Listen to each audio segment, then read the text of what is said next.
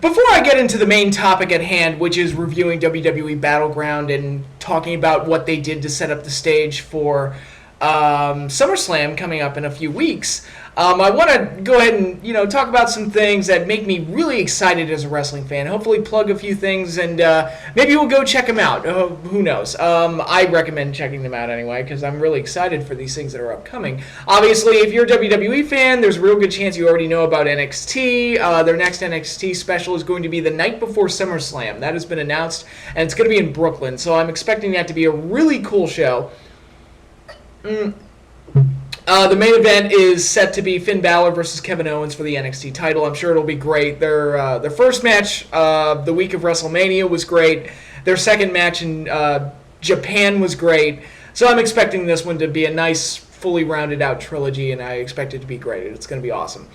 And Jushin Thunder Liger. Actually, as I was filming my last video, the news broke that Jushin Thunder Liger was going to be he's going to wrestle at the next TakeOver special, which that's very cool. I think that's a nice little treat for all the fans that go. I was like, wow, really? They got Liger? That's pretty sweet. I think that's awesome. I don't know if that's a sign of some kind of a talent exchange between WWE and New Japan, which if it is, I mean that could yield some very interesting results, but Jushin Liger, for a guy that's been working as long as he has, I don't think he's ever worked for the WWE. I could be wrong, but I don't think he's ever had a match with them. So, yeah, that's going to be really, really cool, I think. And Liger, the dude's 50 years old, but he can still put on a respectable match. I think he's not what he used to be, but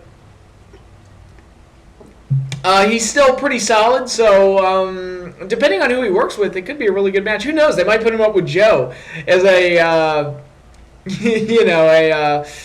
continuation of what they did back in TNA, back at the first Bound for Glory, actually. It was the opening match to the first Bound for Glory. It was Samoa Joe versus Jushin Liger. So it would be really interesting if that was the match they went with. But in any case, that should be really cool. Lucha Underground season finale is coming up in a couple weeks, August 5th, Ultima Lucha. We already have Prince Puma versus Mil Muertes for the Lucha Underground Championship. Should be awesome. It's been built up really well, and if you haven't watched Lucha Underground, I highly recommend checking it out. It's a great show. I love it to death. And I've said, to everybody that's interested in checking out Lucha Underground, I tell them you really should start from the first episode and watch all the way through because it feels like a TV show. You have to kind of watch it from the beginning and get into it and see where everything leads and see how all the characters develop and where all the stories go. And this match in particular, Prince Puma versus Mil Muertes, it feels like they've been laying the groundwork for this from the very beginning. They set up Prince Puma as the top babyface, and he ultimately went on to become the first champion and has defended the title against everybody that's faced him. But then you have Mil Muertes, who's this monster who's basically the New Age version of The Undertaker. That's the best way I can describe him. He's kind of a... Katrina's kind of his pallbearer. So it's kind of, try to imagine like a 2015 version of The Undertaker, reimagined as a luchador. And that's basically what you get with Mil Muertes.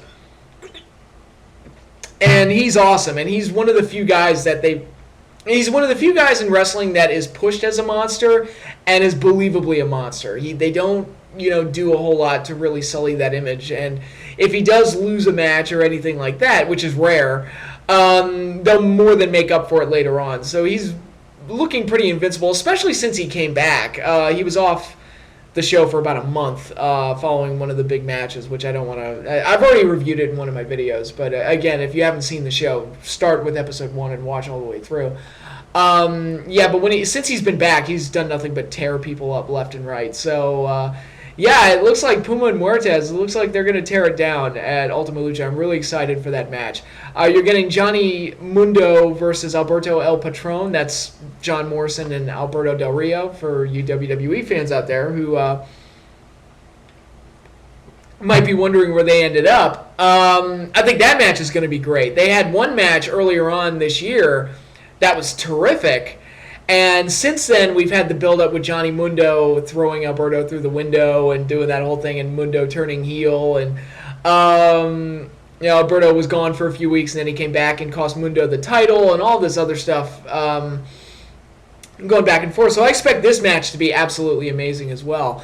We're getting Pentagon Jr. versus Vampiro. Vampiro's 48 years old, and I have absolutely no idea what to expect from him at this point, but the build-up to this has been amazing. I think the feud on TV has yielded some of the best wrestling television I've seen in ages. It's just very, very good. And a lot of it has to do with Pentagon and him just being an awesome heel and just being just terrific and great in his role. And I don't know, the feud's been great. Again, I don't know what we can expect out of Vampiro at this point in his career, but the build-up to this has been very good. And it looks like there's going to be a lot of other things at Ultima Lucha as well. The Trios Championship is on the line. You're getting Drago versus Hernandez, which has been a feud that's been boiling for a while.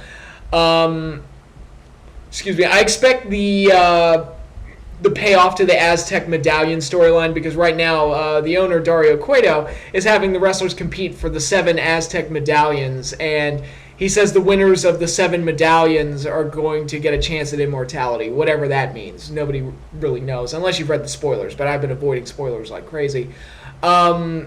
Should be... I'm looking forward to see what the payoff is, because more often than not, the payoff in Lucha Underground actually matters and means something and is actually fun, and the journey's been fun too, so we'll see where it all goes. So yeah, Ultima Lucha looks like it's going to be a terrific show. So again, if you're not watching Lucha Underground, start watching the El Rey Network and check it out. And I hope to God we get a season 2, because this show's just been outstanding. I can't wait to see what they bring for the finale. I hope they finally reveal Matanza, who's a character that they've been building up all season long.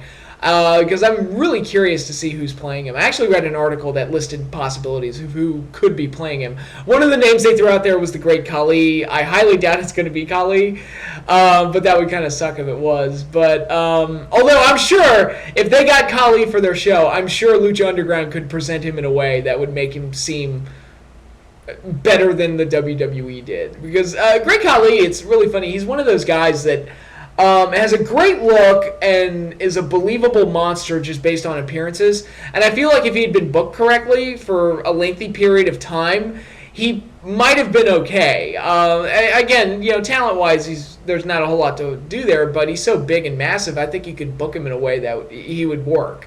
And they hardly ever did that. I remember that match he had with Undertaker where he beat Undertaker, and it was supposed to be this huge deal, this huge thing, but it was booked so oddly. Like, he literally beat him with like a judo chop and a small little kick to the head, and it just didn't look that good. And I'm like, dude, if you want to book it to where a monster is killing the Undertaker, I would have had him rip open the turnbuckle and just ram Taker's face into it and just leave him in a pile of blood and throw him through like 6 tables, or just, I would have made it the most brutal thing ever just to put over the fact he's like, yeah, this guy's a monster and he destroyed the Undertaker. Speaking of destroying the Undertaker, I'm going to get back to that in a minute, but yeah, I'm looking forward to see how everything pays off for Lucha Underground. It's all looking pretty good, and I think their last show is going to be pretty amazing. So again, fingers crossed, here's hoping. The other thing I wanted to put over is the G1 Climax, which started this week. I have not watched any of it yet. I'm going to try and... I have all the cards written down and saved, and I'm kind of picking through them and what matches I want to watch in the G1 Climax tournament. Because there's no way on earth. It's 20 shows. Each show has 10 matches on it, and... granted, half of those matches have nothing to do with the tournament, so I'm just kind of like... the tag matches are easily skippable, but as far as the tournament matches go, there's no way I'm going to be able to watch all of it, but I'm going to watch the ones that hold special interest for me. From what I hear, Shibata versus AJ and Tanahashi versus Ibushi from night 1 are getting rave reviews. And I was looking ahead in the schedule. You're getting AJ Styles versus Togi Makabe, which I'm really looking forward to that one. And on the last night before the finals, it's going to be Okada versus Nakamura, which is probably going to decide who goes to the finals for that particular block. And I think that match is going to be great as well. And there's plenty of great matches sprinkled out throughout the entire thing. So I'm going to try and check out all the big ones. I'm looking forward to watching it, and I'm just excited. I think it's going to be really cool. This is the first time I've ever gone out of my way to watch the G1 Climax. So... I think it could be pretty stellar. So, again, I'm really looking forward to watching all of that. So now that I've done my shilling and my plugging, let's talk about WWE Battleground and what I thought of that show. Not a terrible show. There were some good matches on there, but it was hamstringed by some questionable booking. Not a whole lot else to say other than that. Well, let's break it down match by match. Sheamus versus Randy Orton was the opening match, and I should also note I was not even really paying attention to the pre-show match because I didn't care. And again, that's the problem with feuds when you have them wrestle. It was Wade Barrett versus R-Truth. When you have them wrestle each other seemingly every single week, when you do the burn-off match, people aren't going to care because they've already seen it like 18 times. It's like, there is a way to build up a feud without having them wrestle each other, one match on top of the other week after week after week. But in any case, Sheamus versus Randy Orton. Speaking of matches that I've seen 100 times, Sheamus versus Randy Orton. Not as bad as their usual matches, but I think the fact that it was in Randy's hometown gave it a little bit more of an oomph than it usually does. I mean, usually these matches suck. I mean, usually Orton and Sheamus is just terrible. So, on the lowered scale of the quality I've come to expect out of Randy Orton and Sheamus, this one wasn't so bad. It wasn't great, but it wasn't terrible either. Yeah, not a whole lot else to... I mean, there were no expectations going in, so... It was solid for what it was. Nothing particularly memorable, aside from the fact that it was in Randy's hometown and the crowd was all for him. So, yeah, it was fine as an opener. Next up, I believe, is the tag title match, is PTP versus New Day. We are about a little over 48 hours removed from that match. I couldn't tell you anything that happened in that match. All I know is that the PTP won, and the feud is continuing. I don't know why. I don't know why they took the titles off the New Day to begin with, but whatever. Not a whole lot going on there.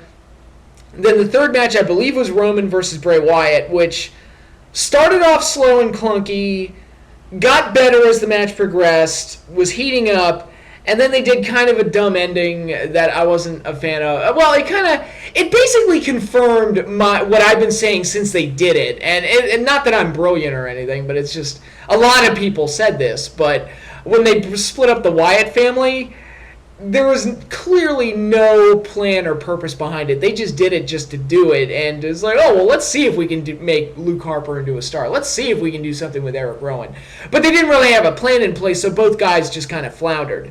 And now Luke Harper is back with Bray Wyatt, and he helped him beat Roman Reigns, to which I say, ha ha! The cycle of pointlessness is complete. You did nothing with Luke Harper. You split him away from Bray Wyatt for no reason. He's floundered around doing absolutely nothing, and now he's just right back with Bray Wyatt because and all because you didn't have a plan and you didn't know what you were doing. And quite honestly, the group never should have been split up in the first place. So this just feels and it kind of, I mean, it's kind of like what I said about the PTP when they reunited, the Primetime Players. I'm like, why the fuck did they even split up in the first place? That was stupid. Because neither guy was ready for a singles push, and it was just lame. And the Wyatts especially, they didn't get nearly as much out of the Wyatts as they could have. So,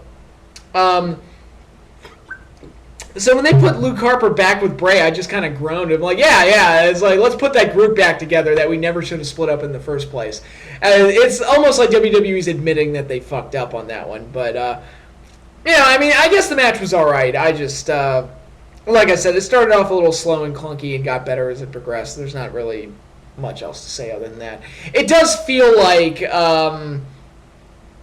I have heard the rumors that Sting is going to come in and be Roman Reigns' tag team partner, and it's going to be Roman and Sting versus the Wyatts at SummerSlam. So, yeah, let's reunite the Wyatts just so you can have them, feed them to the baby faces on the first match in. It's just, whatever.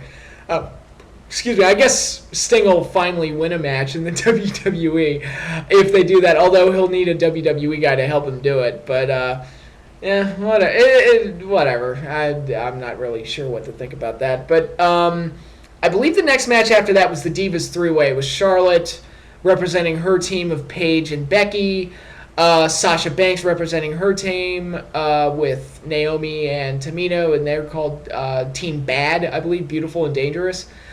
And then representing Team Bella, Nikki and Alicia Fox were in the corner. It was Brie Bella doing the wrestling. Good match. It was actually a really solid match. And normally, again, we're already improving here because normally this would be like the filler match. And it still kind of was a filler match, but they made more out of it than you would have expected. And Sasha and Charlotte are great, so the natural quality of things just improves just by having them there. Now, hopefully, they continue moving forward with this and they actually continue to build and make it work into something. I wish they would explain why Sasha is with Naomi, because it feels like they put her with Naomi because Stephanie McMahon said so, and there wasn't really much of a character motivation for it. And actually, I don't know. I mean, yeah, the moment was great where they all debuted at once, but I probably would have held off on Sasha until the next week.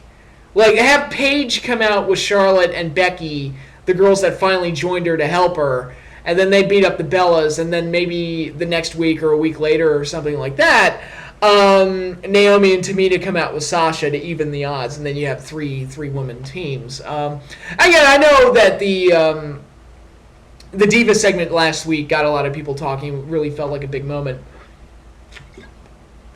But I'm thinking, as far as establishing character motivations and making sure that everybody's on the same page and everything, and trying to maximize the potential out of the story, that's more along the lines of what I'm thinking. But in any case, the Divas division has already improved greatly. Even Charlotte and Sasha, or no, not Sasha.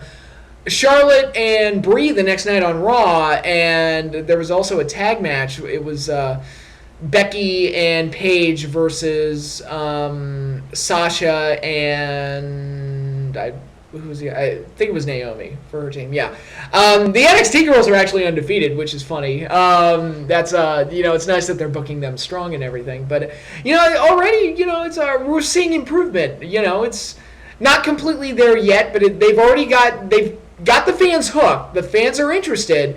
And obviously, fans knew who these girls were when they brought them up to the main roster, and now it's just a matter of cultivating the story and making it work and giving us a grand payoff. I would even consider at some point doing like some kind of an elimination match, 3 versus 3 versus 3, kind of like some of the. I know TNA did that World Cup match back in 2008, where it was I think it was 4 teams. I think it was the 4 3-man teams in an elimination match in the World X Cup, and I think they could do something similar here with the Divas that they have, especially with the 3 women teams, and then ultimately transition that into possibly doing a tournament to decide who faces Nikki Bella for the title. So, and I think they could probably get that match close to the point where Nikki is set to break the record and have the longest title reign or something. I'm already thinking like 3 steps ahead. I don't know when Nikki breaks the record. I'm not sure when that is, but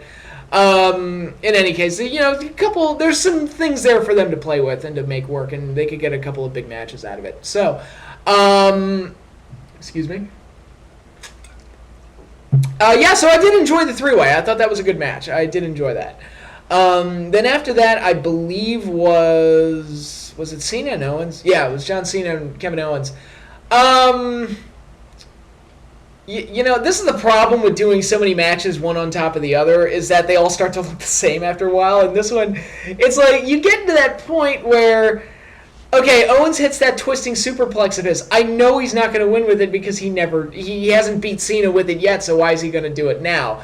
And sure enough, Cena kicked out. Cena does that fucking flying leg drop of his. I have literally never seen him beat anybody with it. And JBL said, how many people have you seen kick out of that? Not many. I'm like, bullshit. I've never seen Cena win a match with that move. And it's just used to set up a 2 count. That's it. And it's just part of the problem of with modern day wrestling in general, where moves need to get back to actually meaning something.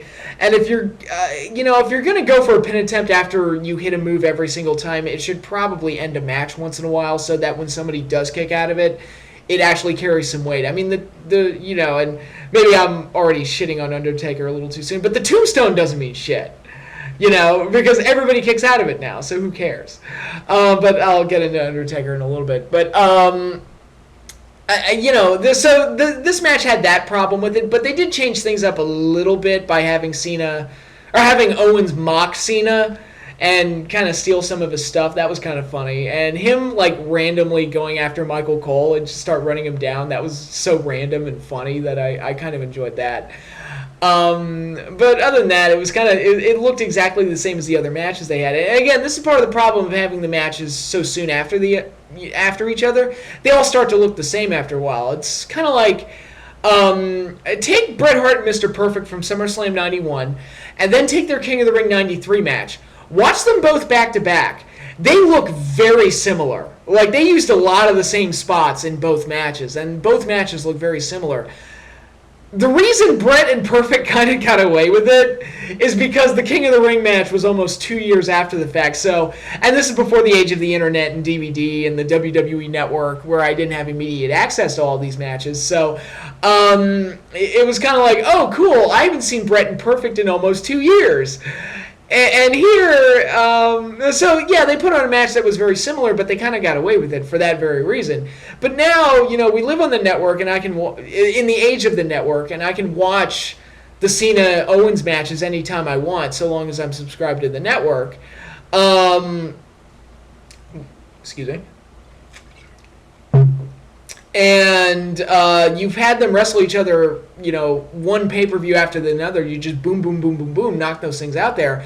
That the matches all start to look the same after a while. It's like, I feel like I'm getting the same experience every single time. And that's that's problematic. And, how shocking is it when Kevin Owens kicks out of the AA when literally he's done it every single match so far?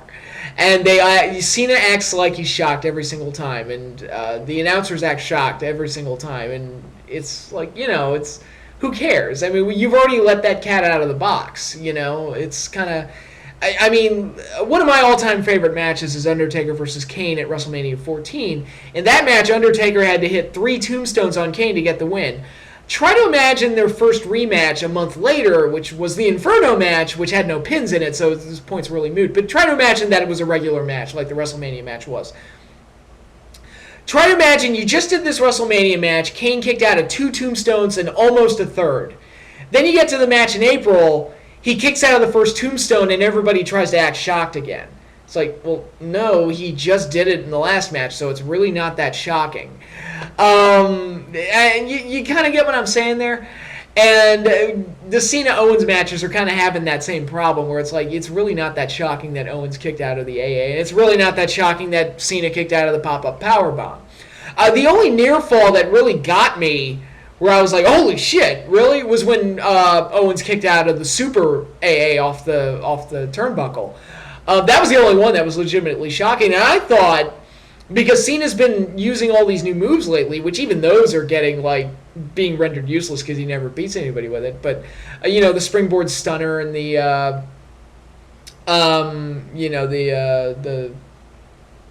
I forget what it's called. The rolling, flipping powerbomb thing that he does. I'm sure I'll remember the name later. But, the tornado DDT and all that stuff. He never beats anybody with those moves, so they're even kind of becoming worthless. But it's just becoming the new 5 moves. I've made this point before, but it's just becoming the new 5 moves of Doom, which is better than his old 5 moves of Doom. I will give you that. But,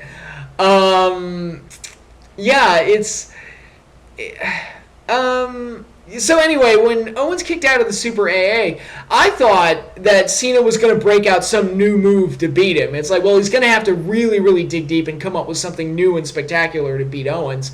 And he just made him tap out to the STF. And I'm like, well, motherfucker. It's like, well, there goes that. And of course, it's the same old story with Cena over and over and over again, where they'll have him lose a match and trick us into going, yay.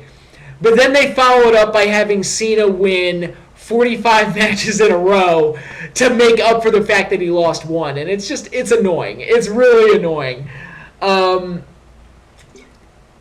Yes, Owens beat him in the first match.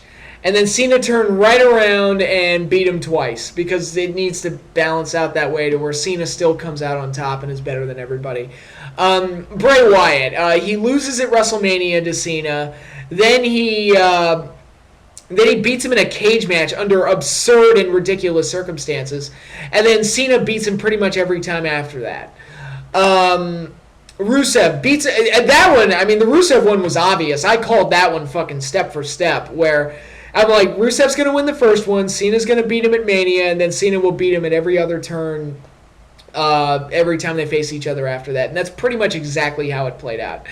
And even the Lesnar match at SummerSlam, which was one of the best booked matches in the modern era because it was so shocking and so memorable for that reason. Lesnar destroys him, and it's like, oh my god, Cena got absolutely destroyed by Brock Lesnar. They followed it up by having Cena basically squash the Wyatt family by himself, beat everybody. And then at the next pay-per-view, he almost beats Lesnar. So the WWE can get away with it by saying, it's like, well, he would have beat Lesnar. And all that other stuff. It's like, they can't just let... They just can't let the story breathe, and they can't let Cena develop or grow into anything new. It's just... it's just the same old story over and over and over and over and over and over and over.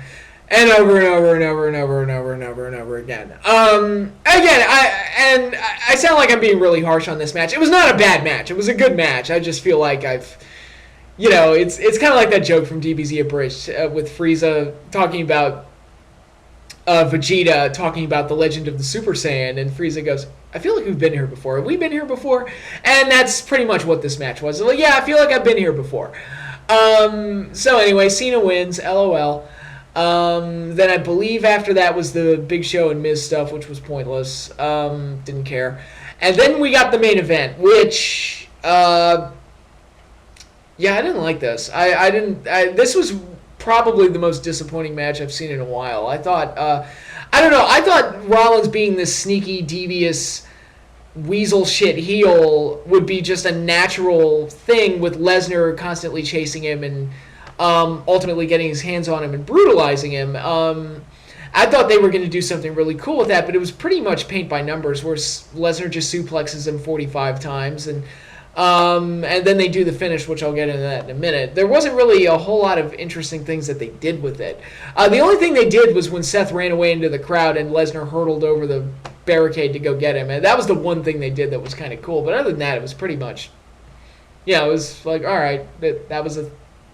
It felt like the match felt like an afterthought, which again I'm going to cover that in a second when I talk about the finish. But I don't know, like one of the best examples of a weasel heel getting the shit kicked out of him and then still finding a way to weasel out with the victory or weasel out on top in some way, shape, or form was the very first Hell in a Cell match. I mean, that match, you had a monster babyface in The Undertaker locked in a cage with this weasel chicken shit heel in Shawn Michaels. So the fans got to see The Undertaker basically brutalize Shawn Michaels. I mean, basically destroy him. And it was this visual spectacle that was great, where Shawn kept trying to run away and just could not. I mean, The Undertaker, it was like he was a horror movie villain or a slasher villain or something like that. Like he was Jason Voorhees, and he was just annihilating Shawn Michaels almost throughout the entire match. And Shawn just looked helpless out there, and he got the absolute dog crap beat out of him. And then you did the whole ending where Kane came down, ruined the match, Tombstone Undertaker, and Shawn got the win based off of that and was still able to weasel away with that victory. That was one of the best booked things ever, because you got the satisfaction of watching Shawn get the absolute shit beat out of him, but he still weaseled out of there, so there's still more story to tell, and it ultimately led into WrestleMania 14, which was absolutely perfect, but I've talked about that enough. Here, they had that basic story told, but it was done in a very boring way. Like it wasn't the spectacle that the Hell in a Cell match was, and they didn't do enough with Seth trying to run away or trying to intentionally get DQ'd or having something in play to help him weasel out there with the title. He just got suplexed a bunch of times, and then that was pretty much it. And then that leads me, of course, into the finish, where The Undertaker came out, made his presence known, and attacked Brock Lesnar, essentially causing the match to be ended by...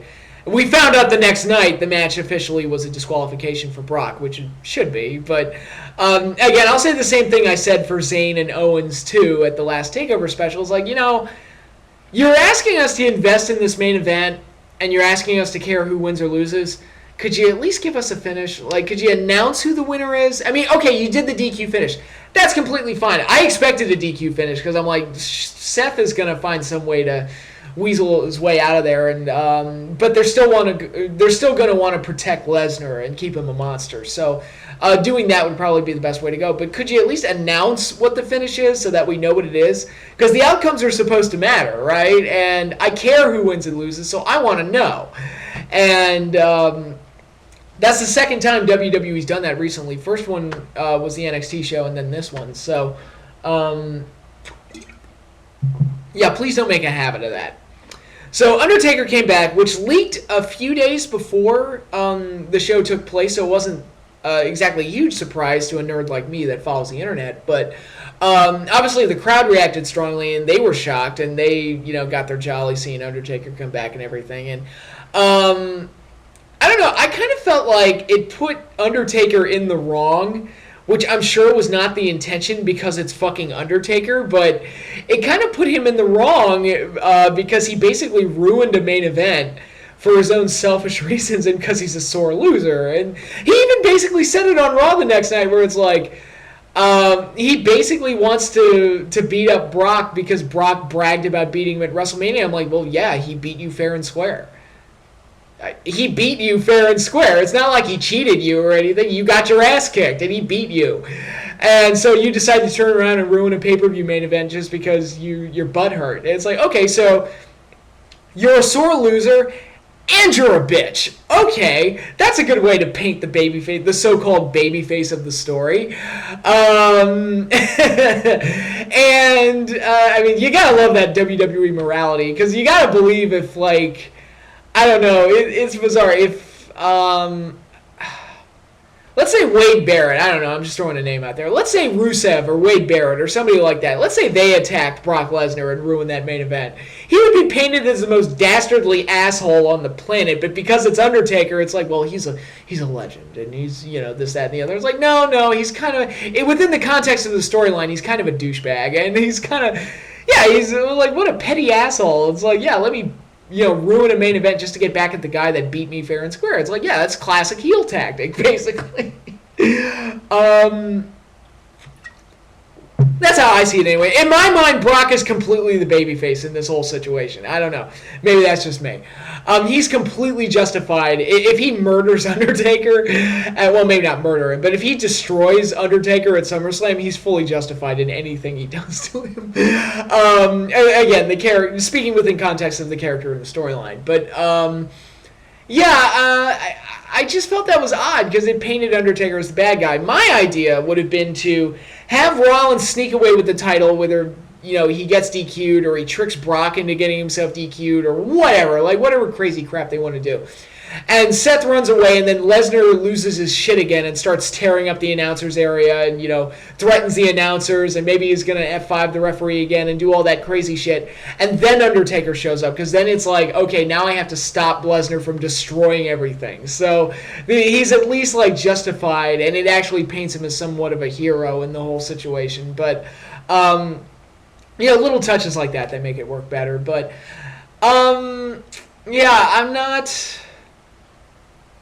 I'm not completely sold on it. First of all, I love that they're basically pretending that the WrestleMania 31 match with Wyatt never happened. Did you notice that? Because the way Paul Heyman talked on Raw the next night, he made it sound like that Undertaker's been gone the entire time. And that the whole feud with Wyatt never took place, which I would like to forget that happened too. Bray Wyatt basically forgot that happened because he lost to Undertaker at WrestleMania, yet he still calls himself the new face of fear. So it's basically like, in my mind, I'm just going to pretend that Wyatt just taunted Undertaker, and Undertaker never responded to him, and that match never took place. And then he's like, well, I'm the new face of fear, because he never showed up. So in my mind, that match never happened. So, because, you know what, they're pretending like it never happened, so why not? But yeah, I'm not a big fan of doing this match again. The brawl on Raw came off really well, for the most part.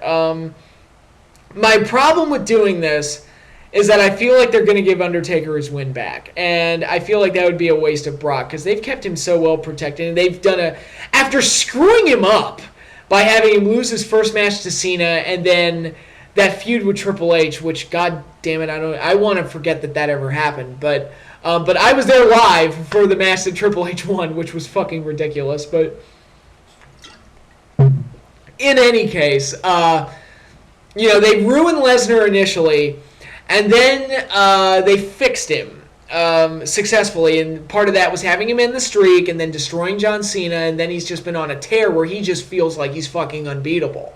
And they've done such a great job of establishing that with Lesnar that I think that's a valuable thing to keep going, and I feel like whoever ultimately definitively beats Brock, it should be a big deal. If they just turn around and give it to Undertaker, I'm just going to groan. I'm just like, does Undertaker need to get his win back? I mean, who cares? The streak's dead. I mean, there's nothing to really repair there. Streak's over and done with. Okay, Undertaker beats him. Who cares? I mean, that's really... that's almost akin to like Hulk Hogan bringing, the whole story about Hogan bringing Ultimate Warrior into WCW just so he could get his win back over him. And it has that same type of feel to it where it's like, who cares? Like, seriously, who gives a fuck at this point?